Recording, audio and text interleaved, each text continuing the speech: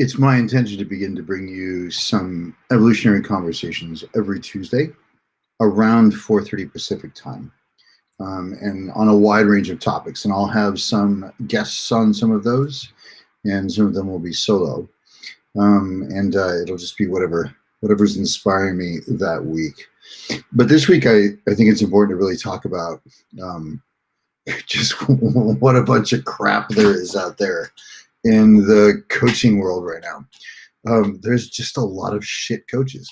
And last year, I wrote a series of posts that was, the top 7 ways to tell if a coach is full of shit.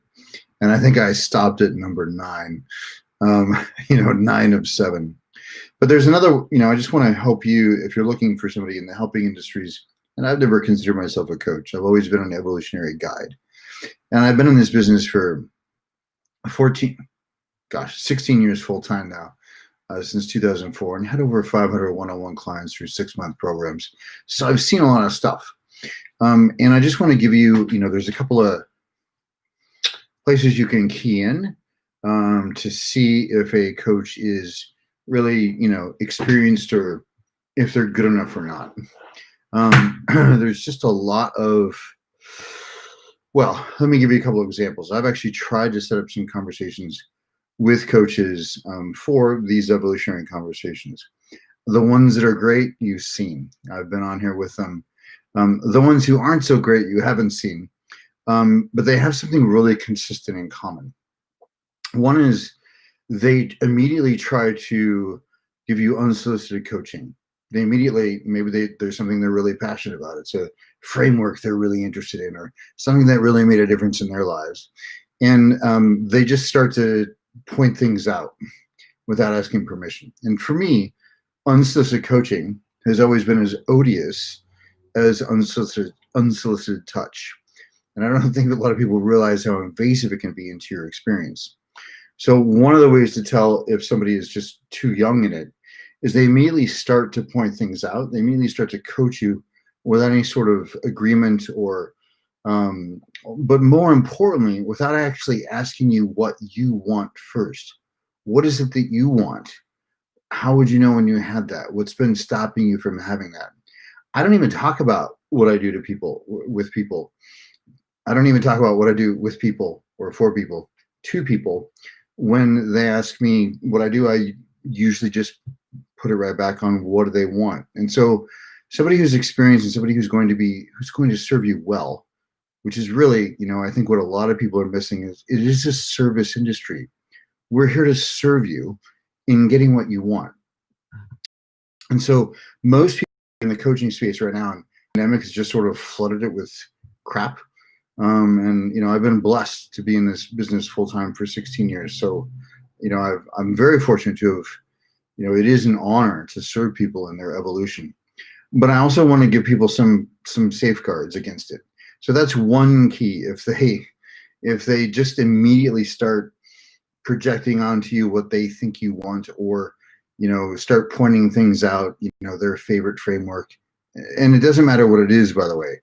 And what it tells you is that they're just too young in their own practice. And they also want to sell you a thing without serving you in your own outcomes. It's a pretty critical distinction. Let me give an example. Recently, I had a conversation with somebody who I was going to do one of these evolutionary conversations with. And it was right after my birthday. I just turned 50. And so, she continued to ask me questions. And I kept answering them. And you'll see this stuff. It's really weird too. There's some strange dynamics going on with some of these people, and that's one of the reasons you won't be seeing her in these evolutionary conversations. Asked me questions for 20 minutes, which I kept answering, and I said, this isn't the purpose of this call, though. The purpose of this call was to see if we're aligned enough to have a live stream together. And then she did this really interesting thing, which I'll just call a manipulation dynamic. She said, well, if it's going to be like this, you've talked the whole time. I went, what? You've asked me questions, which I, answered, but I'm not your client. All you've done is give me unsolicited coaching for 20 minutes. And because this is my fantasy, by the way, because of the pandemic, I've seen people that are basically Instagram models who read an Eckhart Tolle book, or they went to a workshop and they think they can coach, or these, and so the bar for true professionals has gotten so low recently, and it's just getting worse and worse and worse. And so I can tell you lots of things like, look at testimonials, but really none of that's going to matter, because what somebody else got in their experience with them isn't going to be what you get in your experience with them. But the major key is, do they do an outcome elicitation with you? If you're talking about a thing and you ask them what they do, they say, well, what is it that you're looking for? And because they're interested in serving you. And if it's a fit, then great. If it's not, then that's also great. You get clarity around it pretty quickly. But they should be very quickly asking you what it is that you're looking for in your life. And then you'll know that first of all, they're coming from service. And second of all, they're not trying to project a specific framework onto you that, they just learned, or that they're super excited about, or they're trying to prove that they're competent in a way, right?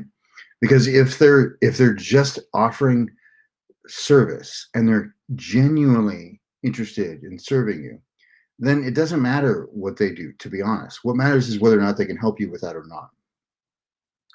There was a time where, I didn't even, like, in my process of client acquisition, I wouldn't even talk about what I did until after I had had a 30-minute conversation with somebody, and then we would set up a second 2-hour, all this is complimentary, second conversation. And I don't even talk about what I do, because I can't really tailor it to their outcomes until I know enough about what it is that they're trying to do and what's been getting in the way. And so an experienced guide or coach or somebody in the helping industries will know this.